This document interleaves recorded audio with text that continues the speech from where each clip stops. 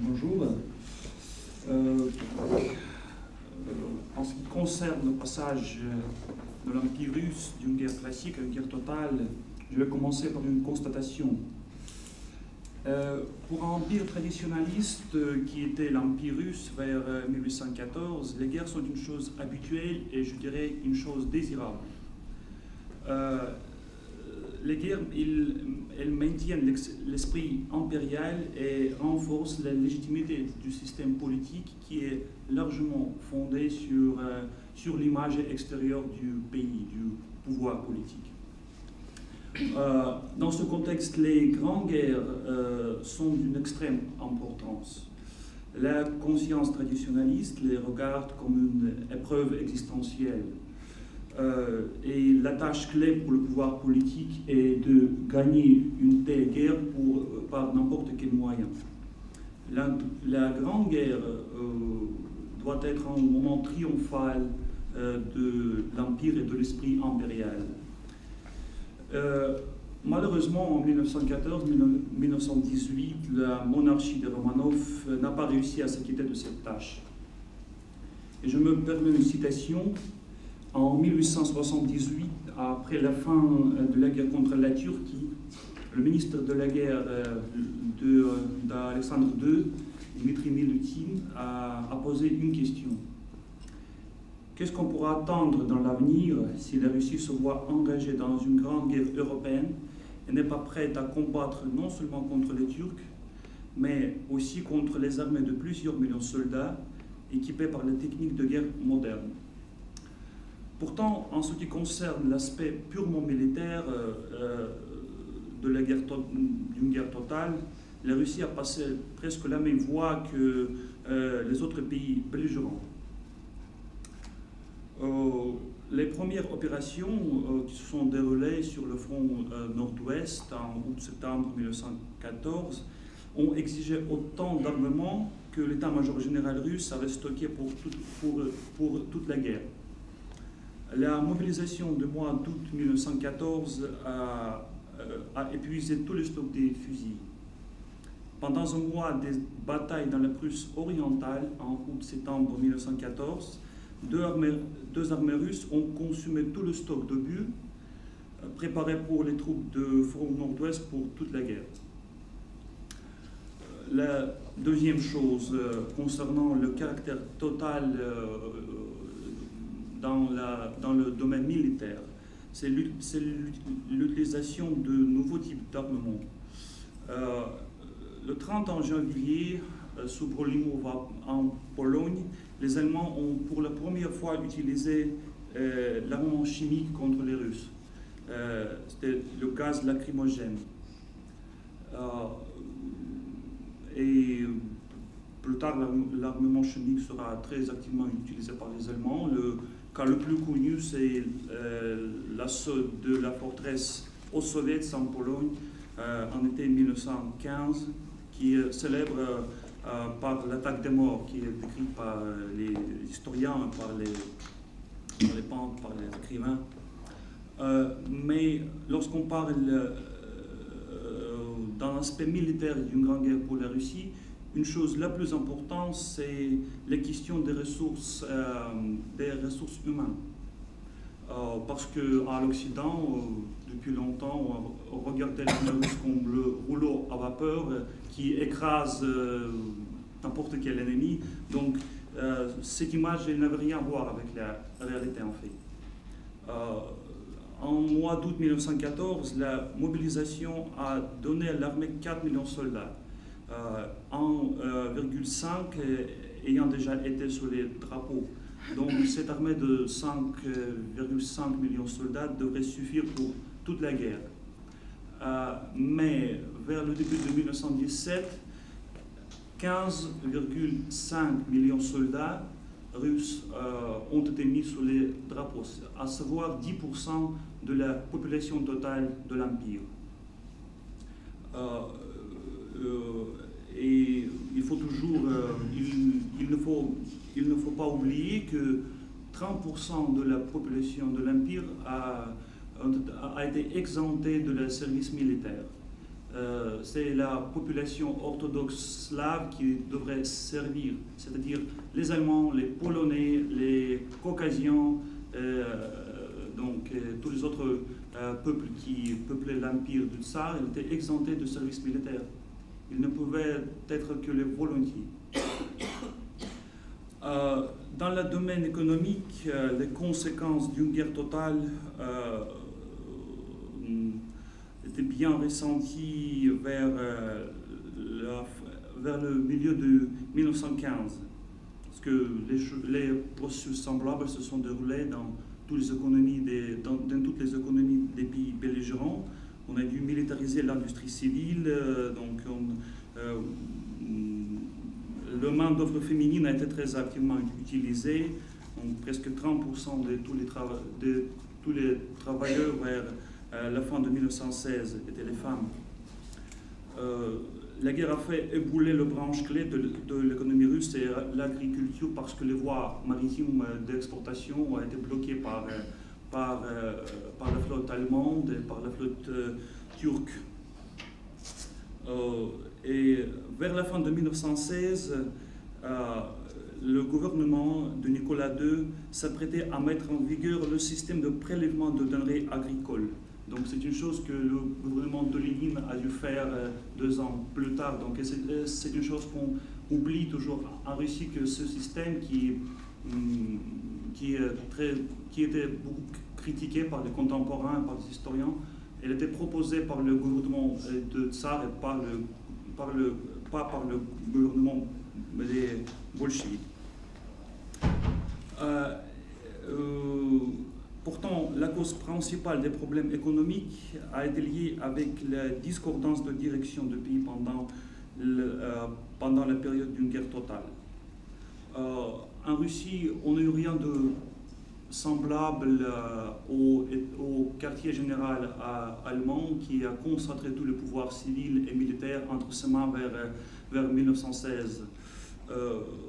Au contraire, les militaires et civils étaient dans une confrontation permanente.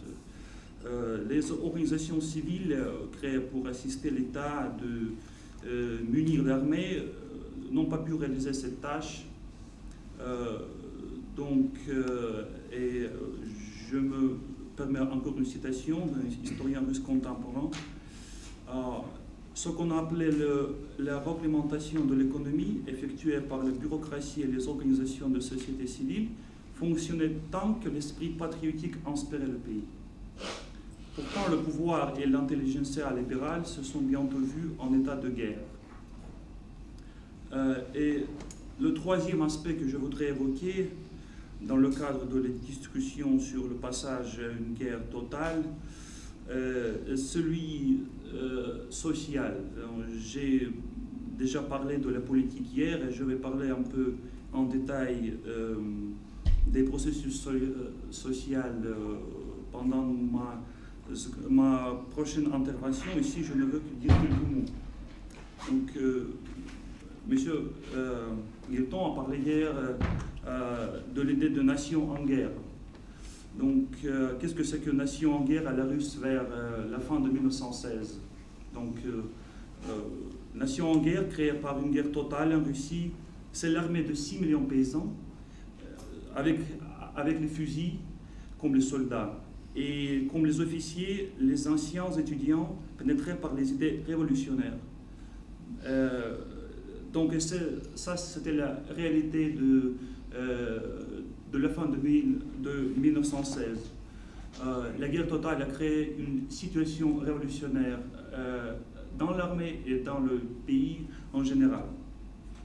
Et la mobilisation des millions de paysans avec toute leur psychologie archaïque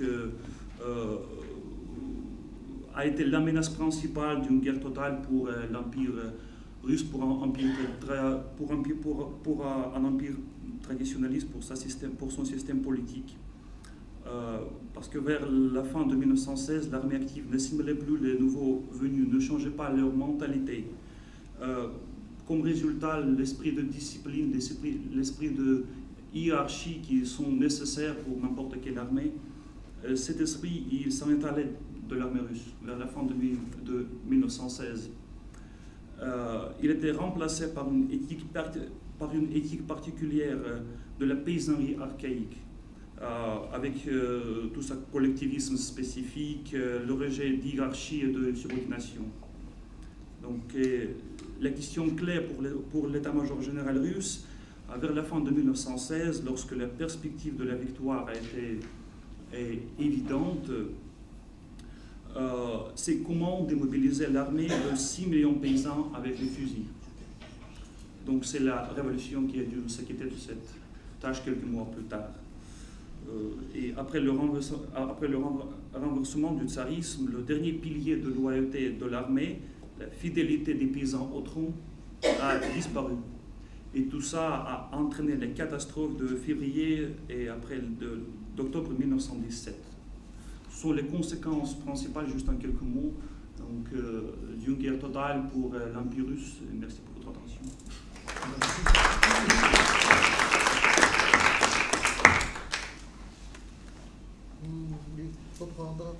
D'accord, merci.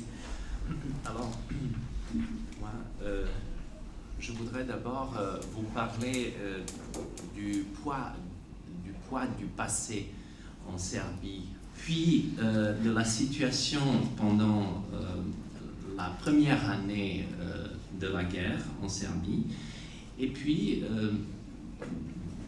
cette situation dure, disons, jusqu'à 1917, qui est une autre charnière, à mon avis, pour le cas serbe. Donc la troisième partie sera la charnière 1917 et la voie qui a mené vers la création d'un nouvel État qui s'appelle le Royaume des Serbes, Croates et Slovènes à l'issue de la Grande Guerre. Donc le poids du passé. Alors, en ce qui concerne le système politique serbe en 1914, il s'agit d'une démocratie qu'on voudrait libérale, une monarchie libérale, conçue sur le modèle à la fois anglais mais aussi français. En ce qui concerne la monarchie, c'est le modèle anglais qu'on voudrait établir. En ce qui concerne un libéralisme sur le modèle plutôt français, du libéralisme des radicaux français. Mais quand même, il s'agissait d'une jeune démocratie, d'une démocratie, je l'appellerais embryonnaire. Ce n'est pas une démocratie avec une longue tradition. Je n'entrerai pas ici en détail. Je vous rappelle qu'à partir qu'on peut parler de 1903 comme un moment où la démocratie commence à se développer, même si elle est installée après un régnicide, après un assassinat d'un représentant de la dynastie concurrente des Karađorđević. Donc, une situation incertaine, une démocratie jeune. Une démocratie qui s'appuie sur 90%, on a parlé de ça hier, des paysans. Il n'y a presque pas d'industrie, mis à part quelques poudrières et une usine des munitions qui est en train d'être établie, et qui s'appuie sur une élite administrative, surtout de formation juridique à la française. Mais il s'agit aussi d'un pays qui a un grand pourcentage de militaires, des militaires qui apportent un poids du passé assez frustrant. Pourquoi? Parce que la Serbie, jusqu'à 1914, avait mené des trois guerres.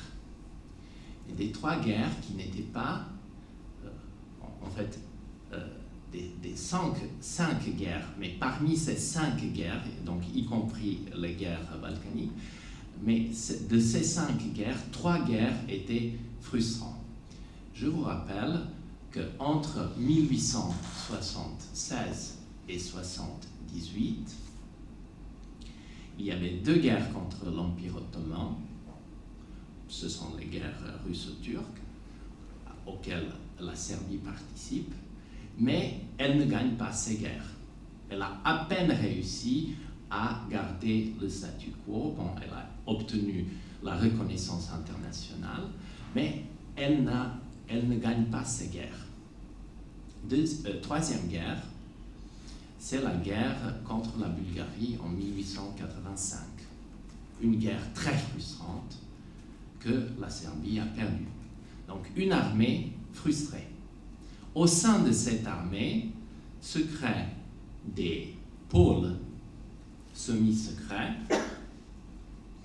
qui demandent une action plus décidée, même plus décidée par rapport à ce que le gouvernement fait après les guerres balkaniques qui étaient des grands succès pour la Serbie. Donc, il demande presque une action ouverte contre l'Autriche-Hongrie, la concurrente plus grande. Alors, je n'entrerai pas dans les détails, mais en 1914, il y a encore un problème au sein du parlementarisme jeune serbe, c'est l'existence des sociodémocrates qui appartiennent à l'international et qui sont contre la guerre.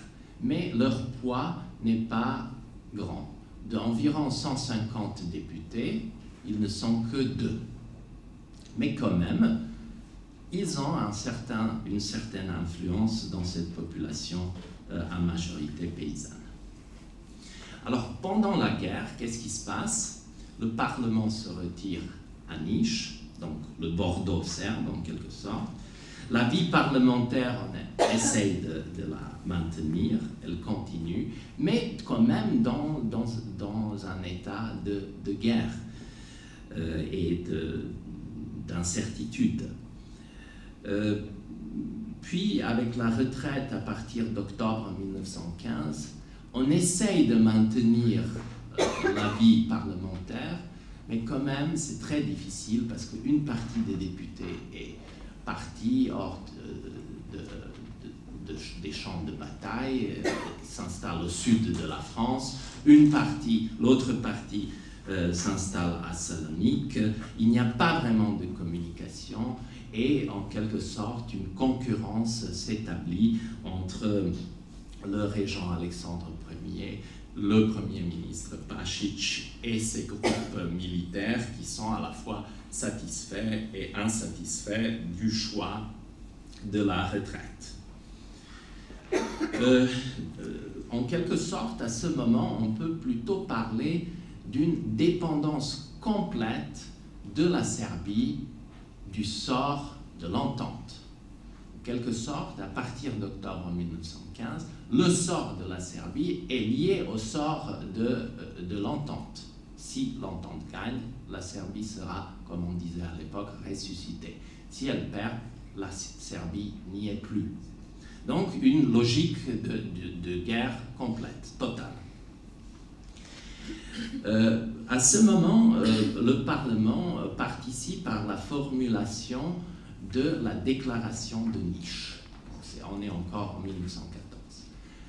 La déclaration de Niš est une déclaration qui définit les buts de guerre de la Serbie, qui seront la lutte pour la libération et l'unification de ses frères serbes, croates et slovènes de l'Autriche-Hongrie.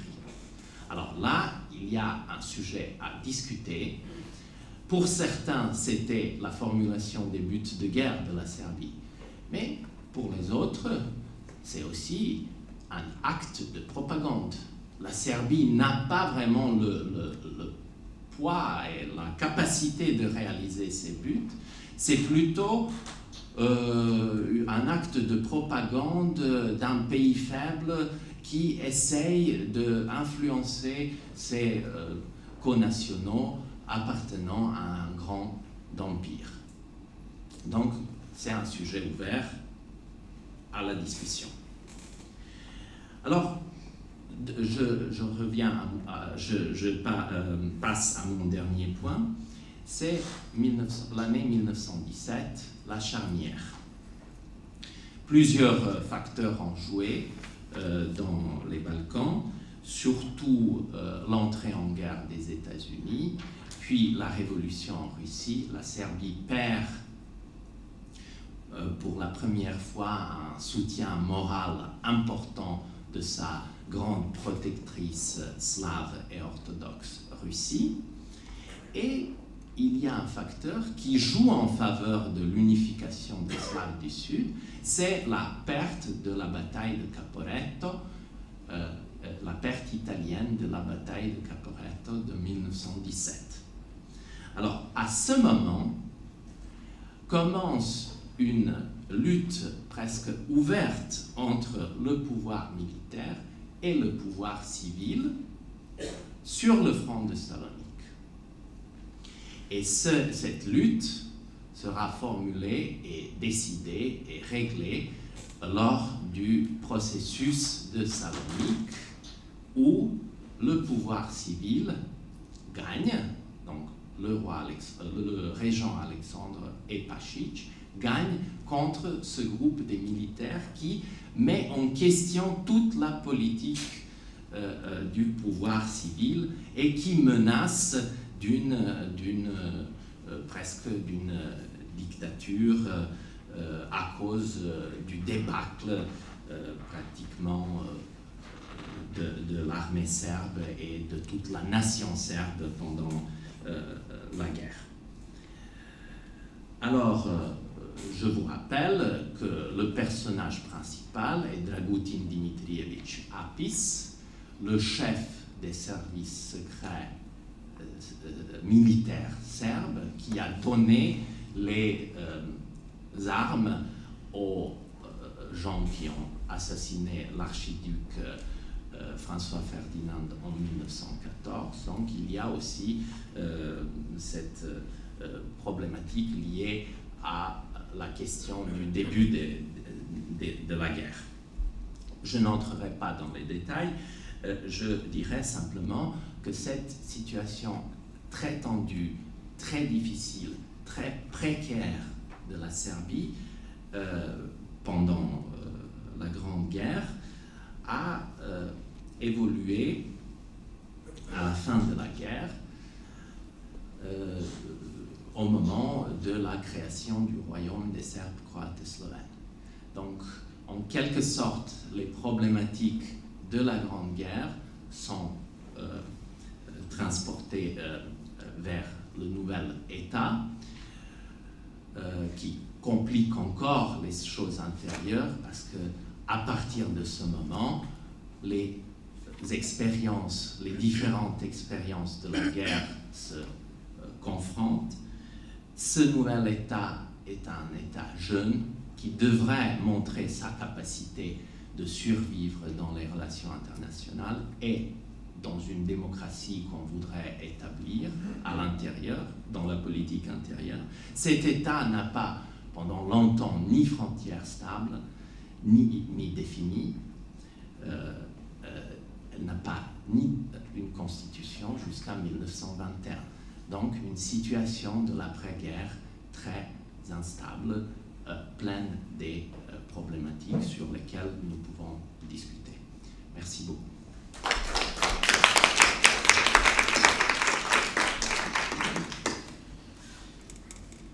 On peut changer de micro. Oui. La situation de la Bulgarie est très proche de la Serbie du point de vue politique. C'est une monarchie constitutionnelle avec des partis d'opposition, avec un parlement, mais peut-être à la différence de la Serbie, avec une vraie caste des militaires, des officiers. On s'appelle à cette époque, avec une fierté que je ne comprends pas aujourd'hui, les Prussiens des Balkans. On s'appelait comme ça, avec vraiment, on était très fiers. Mais je veux me tourner un peu plus vers les problèmes économiques d'une guerre totale. La Bulgarie, en principe, c'est un pays agraire. Elle produit des céréales qu'elle exporte. Par exemple, en 1910-1911, c'est-à-dire les années avant les guerres balkaniques, elle produisait à peu près entre 2 500 000 tonnes de céréales qui suffisaient largement pour exporter.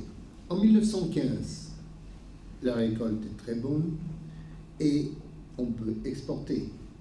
Alors, il y a un petit scandale, il y a un Français de Closier qui vient en Bulgarie pour essayer d'acheter la récolte et pour ne pas permettre à l'État bulgare et aux commerçants bulgares d'exporter ces céréales vers l'Allemagne, l'Autriche-Hongrie. Il est assez bien pourvu d'argent, des banques françaises et de l'État français même, et il commence à distribuer des pots de vin, surtout aux hommes politiques de l'opposition. Le gouvernement saisit ce cas, fait un petit procès contre ces leaders des partis d'opposition. Bien sûr, ils sont jugés et jetés en prison. Finalement, l'opposition est à peu près... On ferme l'opposition. D'ailleurs, au début de la guerre, ils sont relâchés. Commence la guerre. Et voilà le problème. D'après certains historiens bulgares, qui n'admettent pas que le soldat bulgare peut être battu, les raisons de la défaite sont plutôt économiques que militaires. C'est-à-dire, en 1918, les raisons sont économiques. Qu'est-ce qui se passe? Bien sûr, au début, le gouvernement commence à s'occuper de ravitaillement et crée une commission de ravitaillement qui se compose de hommes politiques, c'est-à-dire députés, fonctionnaires d'État et commerçants. Ils ont la tâche de gérer le ravitaillement de l'armée. Eh bien, pendant les 2 ans que cette commission va travailler, aucun succès. Trop de corruption, pas d'efficacité, et finalement, l'économie commence à basculer. 1917, le gouvernement change. C'est plus cette commission qui va s'occuper, c'est l'armée qui va s'occuper de ravitaillement. Et commencent bien sûr les réquisitions.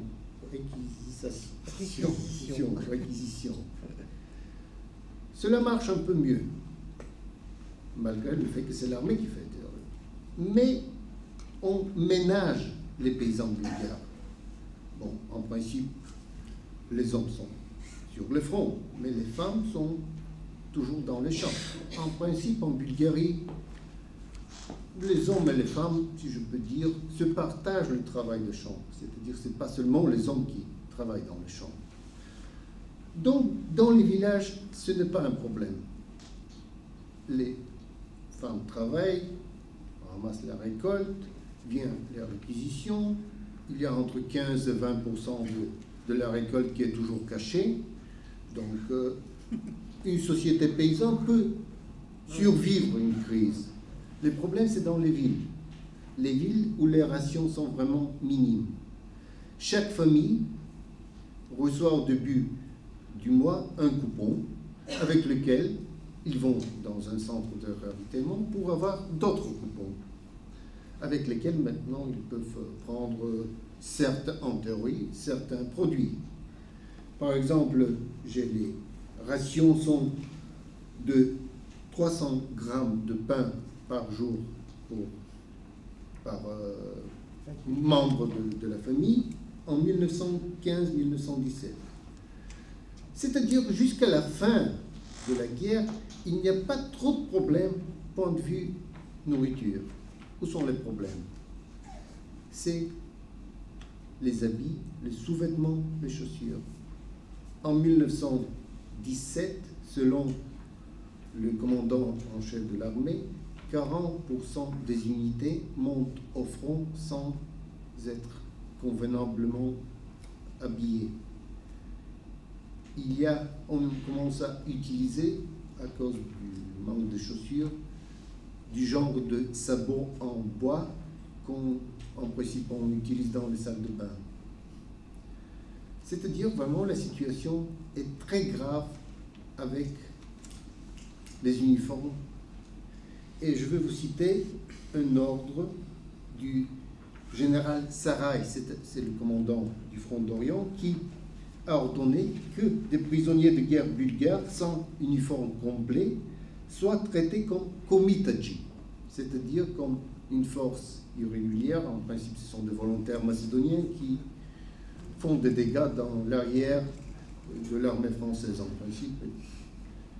Bien sûr, les Bulgares essayent d'expliquer que ce fait est dû au fait de manque de ressources qui ne permet pas toujours l'équipement complet des troupes bulgares, et à leur tour, ils prennent des mesures, c'est-à-dire ils leur donnent, ou plutôt ils menacent d'ordonner, s'il y a un Français fait prisonnier auquel il manque même un bouton, il sera considéré aussi comme komitaji. Finalement, la situation ne se dégrade plus, c'est-à-dire Sarraï comprend les problèmes de l'armée bulgare, et les Bulgares non plus n'appliquent pas cette mesure contre les Français. Mais je donne cet exemple pour vous montrer la situation vraiment désastreuse du point de vue équipement. À la fin de la guerre, il manque aussi l'armement, des obus.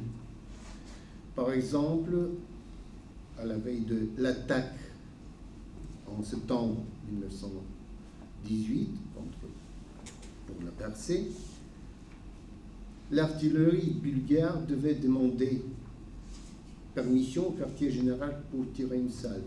Vraiment, on évaluait les obus français et anglais tombés sur les positions bulgares en une journée à peu près à quelque chose comme 300 000 pendant les jours de la Persée. C'est-à-dire que les Bulgares ont réussi à répliquer avec 4 000, donc 100 fois moins. Finalement, le pays est battu, vaincu, occupé. Il y a une commission française qui va en Bulgarie pour évaluer la situation. Bien sûr, c'est normal, les Français veulent utiliser les ressources bulgares d'un pays vaincu pour continuer la guerre en ce moment sur d'autres fronts. Il y a un fonctionnaire français, Thévenet, qui était employé à la Banque de la France, qui est allé en Sofia pour faire un rapport sur la situation. D'après lui, la situation est vraiment désastreuse. 1918, il y a même des céréales qui manquent. D'après lui, le pays manque de 400 000 tonnes de céréales. Bien sûr, la France ne peut pas procurer ces céréales, mais ce sont les Américains qui vont donner du blé. En même temps, les Français veulent ménager la Bulgarie du point de vue de ne pas créer des troubles. Ils ont assez de problèmes avec la Russie à ce moment. Et pour cette raison, ils ne sont pas très rudes, disons-le, pendant l'occupation. Ils voient que vraiment la situation économique est désastreuse. Je veux vous citer quand même la fin du rapport de Thévenet sur la situation en Bulgarie. Notre situation de vainqueur et l'extrême détresse du pays nous permet de faire beaucoup à peu de frais. C'est-à-dire quand même la France après a essayé d'imposer une paix du point de vue économique pas très, d'après les historiens bulgares, juste à ce pays. J'essaie toujours de suivre le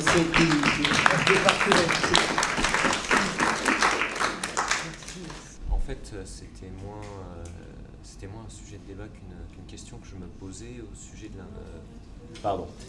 sujet de l'intervention de M. Verchinine, qui disait que, en ce qui concernait la mobilisation de l'Empire russe, il y avait à peu près 30% de la population qui correspondait aux orthodoxes slaves qui étaient exemptés. J'aurais voulu savoir pour quelles raisons et... Pardon. 70% de population, les orthodoxes, devraient se rire à l'armée. 30% étaient les musulmans, les catholiques, les bouddhistes qui ont été exemptés de service militaire. Oui, sûr. En fait, la question de la mobilisation de ces populations ne s'est jamais posée, donc? Si, par exemple, les Polonais, ils étaient des volontaires dans l'armée russe, donc aussi bien que les Arméniens, et je vais en parler un peu de détails dans ma prochaine intervention sur les sociétés mobilisées. Beaucoup de Polonais, beaucoup d'Arméniens, les groupes ethniques des pays baltes, ils seraient dans l'armée russe, mais comme les volontaires. Mais il n'y avait pas de service obligatoire. Lorsque ces groupes ethniques adhéraient à l'Empire, ils étaient exemptés de service militaire, ils ne payaient pas d'impôts. Donc ça, c'est la particularité dans l'Empire traditionnaliste dont je viens de parler. Donc ce n'est pas un État-nation comme la France, comme l'Allemagne, etc. Il y a beaucoup de choses comme ça. Donc, Oui. Une question pour Stanislas. Il me semble que le colonel dit Apis, dont j'oublie le nom, mais il lui arrive quand même quelques petites bricoles, non, pendant la guerre, non?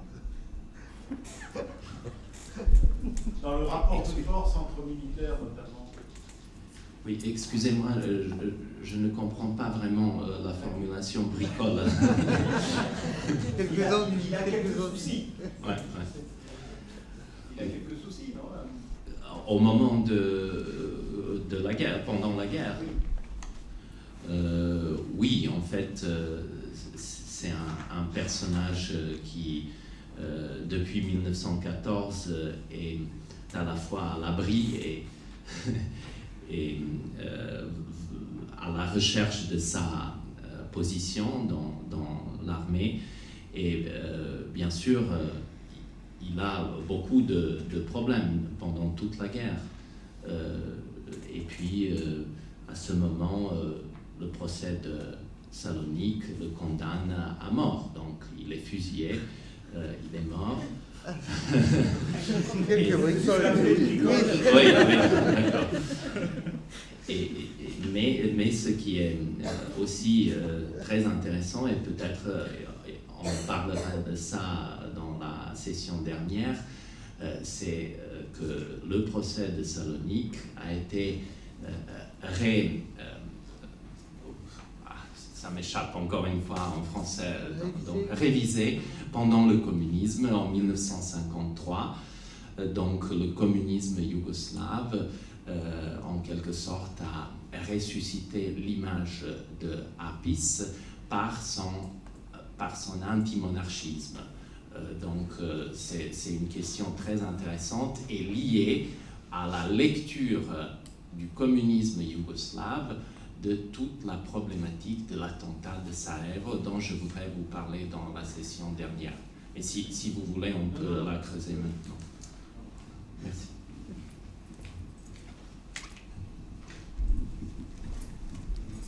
Moi j'ai une question pour Madame Bolt.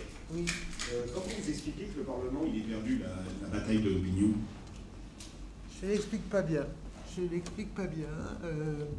C'est vrai qu'il y a eu, pendant toute la guerre, il y a la presse d'extrême droite, l'Action française, qui le critique beaucoup. Il y a des pamphlets, des opuscules. Mais je pense qu'il n'a pas... c'est une explication pas suffisante. Sans doute, il n'a pas défendu... il n'avait pas de bons communicants pour défendre son action, qui est quand même... assez que moi je juge de façon très positive. Je ne me suis pas attardé là-dessus aussi, mais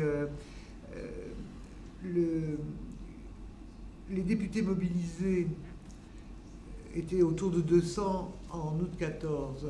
En janvier, il y en a une soixantaine qui vont rester au front. Et sur ces 60 qui font pratiquement toute la guerre au front, on compte aussi des morts au combat, des blessés, enfin je dirais une contribution à la guerre de l'ordre de celle des autres élites sociales. Hein, c'est tout à fait comparable. Donc de ce côté-là, ils sont relativement normalement irréprochables vis-à-vis d'une opinion assez nationaliste. Et pourtant, c'est vrai que très peu de ces députés sont réélus en 1919. La Chambre bleue Horizon sera peuplée de députés qui ont été au combat, mais qui sont des nouveaux députés, pas ceux qui ont fait le job, comme on dit maintenant, pendant les 4 ans de guerre. Mais je n'explique pas vraiment. Sinon, qu'il y avait déjà un antiparlementarisme auparavant, que personne n'a pris en charge de lutter contre cette tendance-là, sans doute. Désolé de ne pas être plus complet. Je peux donner un tout petit avis, alors pas autant spécialiste que vous du parlementarisme de guerre, mais je me demande quand même s'il n'y a pas une raison supplémentaire qui serait le fossé perçu, en tout cas par une part de l'opinion publique, entre ce qu'on exige de la nation en guerre, un patriotisme exacerbé, notamment par les médias, j'y reviendrai cet après-midi, et le fait que le parlementarisme français connaît la même instabilité qu'avant la guerre. Et les mêmes combinaisons politiques qu'avant la guerre. Et donc, ces discussions ne cessent pas durant la guerre, en tout cas jusqu'à Clemenceau. Et je me demande si ce n'est pas une hypothèse de travail aussi. C'est vrai qu'il y a une instabilité gouvernementale pratiquement de temps de paix, hein, mais par contre, on ne peut pas tellement parler de combinaison, puisqu'on a quand même l'union sacrée qui fonctionne jusqu'à l'été. Je ne serais pas d'accord avec vous. Abel Ferry est quand même d'une sévérité extraordinaire pour le monde politique, et il n'est pas le seul. Oui, c'est très dur. Enfin, oui et non. Hein. Oui et non. Il est sévère au début, il change d'avis après, il défend le Parlement. Bon, non, je suis pas là, on pourrait discuter longtemps, mais c'est peut-être pas si central finalement. Mais bon. Je voudrais juste savoir s'il y a eu des mouvements révolutionnaires comme en Allemagne ou à la Révolution russe, en Bulgarie et en Serbie, juste pendant la guerre ou après la guerre. Et sinon, pourquoi? Pendant très longtemps, dans notre historiographie marxiste, c'est-à-dire les années 50-60, la Première Guerre mondiale était une suite de révoltes, de fraternisation entre les soldats bulgares et les soldats russes, des révoltes de faim, de révoltes sur le front, bien sûr, sous l'effet du Parti communiste. Finalement, oui, il y en a eu, et peut-être la percée c'est-à-dire la percée du front, a été due aussi au fait qu'en ce moment, il y a une révolte militaire en Bulgarie, mais je pensais parler ça cet après-midi, mais en quelques mots, la révolte militaire proclame la République. Elle est vite matée en 4 jours, mais à cause de cette révolte, le gouvernement est obligé de signer l'armistice. Il y a eu des révoltes, il y a eu des cas de fraternisation entre les soldats bulgares et les soldats russes à partir de 1917 sur le front. Pas tellement de fraternisation entre les soldats bulgares et les soldats français sur le front de Salonique. Mais il en a eu un nombre. Alors, en ce qui concerne le cas de la Serbie, il y a 2 phases qui ressortent nettement des sources que j'ai consultées. Une phase est marquée complètement par cette image de la guerre juste et du droit. Et ça dure jusqu'à la libération du territoire serbe après la percée du front de Salonique le 15 septembre 1918. Mais à partir de ce moment, et à partir du moment où Franchet Desprez demande ou réfléchit sur l'utilisation des unités serbes pour l'occupation de la Bulgarie ou pour éventuellement les utiliser pour aller jusqu'à Munich, ce qui était son idée, à partir de ce moment, il y a beaucoup de documents qui parlent de l'insatisfaction et de la fatigue au sein de l'armée serbe de toutes les épreuves qu'elles avaient subies pendant toute la période de la guerre. Et on parle même des agissements des deux révolutionnaires au sein de l'armée qui demandent non pas seulement une révolution nationale, mais aussi une révolution sociale. Ça, c'est une chose. Deuxième chose est liée à l'espace sud-slave de l'ex-Autriche-Hongrie. Dans cet espace, cette mouvance à la fois nationale et sociale est très présente. Et elle s'appelle le cadre vert. Donc, il n'est pas rouge encore, mais à tendance rouge. Il s'agit en fait des ex-membres sud-slaves de l'armée austro-hongroise qui sont démobilisés, qui se trouvent un peu perdus dans un espace désorganisé et qui commencent les pillages des villages avec certaines idées à la fois communistes, social-démocrates, un peu sur l'image de l'Allemagne défaite. Il y a un troisième facteur aussi qui touche le groupe des Serbes qui sont installés en France pour les études, dont je vous ai parlé hier. Alors là, il y a un phénomène où ces jeunes gens arrivent en France pendant la guerre pour s'instruire et pour former une future élite intellectuelle et administrative de la Serbie, mais qui, en France, embrassent les idées révolutionnaires et en quelque sorte, la France alliée se présente comme exportatrice des idées révolutionnaires vers un pays allié et sur lequel on comptait pour le futur à être un pays francophile et francophone. Voilà, il y a trois aspects de votre question. Merci. Oui, je me demandais, on parle beaucoup, enfin on parle très souvent de la situation de l'Allemagne militairement, économiquement et au niveau de sa société pendant la guerre. On a tendance à méconnaître la situation de l'Autriche-Hongrie, je trouve, de manière générale.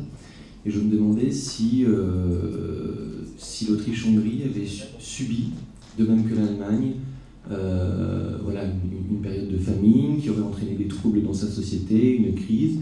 Est-ce qu'il y a eu tentative de révolte de sa population? Et sinon, pourquoi, dans la mesure où, au niveau du continent, elle est dans la même situation étriquée, renfermée que l'Allemagne? Voilà, ce genre de choses. C'est une bonne question, mais qui est en état de répondre? Nous n'avons pas de spécialiste de l'Autriche. Nous avions pensé à un collègue autrichien, j'en ai sollicité deux, mais qui ne pouvaient pas. Donc la question est effectivement délicate, il n'y a pas de vrai spécialiste ici. À mon sens, c'est marqué effectivement par la rupture complète Hongrie-Autriche, avec des troubles révolutionnaires extrêmement graves en Hongrie.